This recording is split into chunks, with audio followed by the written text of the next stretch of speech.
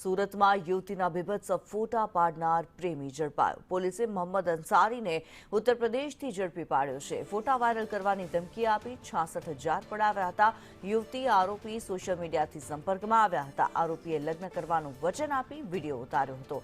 પોલીસે આરોપીને ઝડપી વધુ તપાસ હાથ ધરી. જયેન્દ્ર પાંડે વધુ વિગતો જણાવી રહ્યા છે.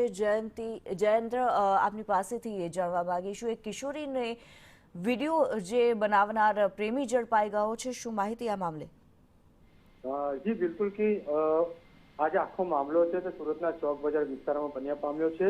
એમાં જ્યારે વર્ષ 2021માં જ્યારે કિશોરી 16 વર્ષની હતી તે સમયે જે ઉત્તર પ્રદેશના અલીગઢ ખાતે રહેતો જે આરોપી છે તે કિશોરીના સંપર્કમાં આવ્યો છે સોશિયલ મીડિયાના માધ્યમથી, અને તે આરોપી મોહમ્મદ રફીક અંસારી તે જે સંપર્કમાં આવ્યો હતો. ત્યારબાદ કિશોરી પણ જે છે તેના પ્રત્યે પેરાઈ હતી. જે બંને વચ્ચે પેરાઈ હતી, બંને વચ્ચે સતત વાતચીત થતી હતી. ત્યારે આ બનાવમાં જ્યારે બંને યુવતી આરોપીમાં પડીને ત્યારે આરોપી તરફ જે પ્રેમાઈ હતી ત્યારે આરોપી યુવતીને વિડીયો કોલ કરતો હતો. તેને તે દરમિયાન એક વખત કીધું કે હું તને વિડીયો કોલ કરું છું, તું તારા પોતાના જે છે અંગત ફોટા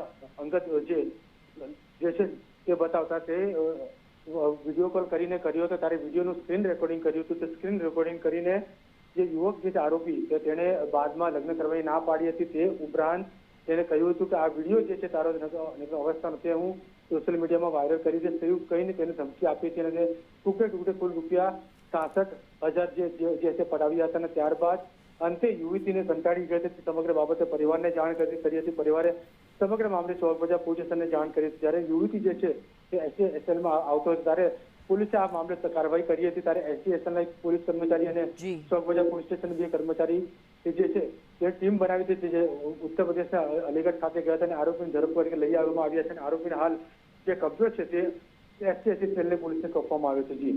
જી ધન્યવાદ જયેન્દ્ર આ માહિતી માટે.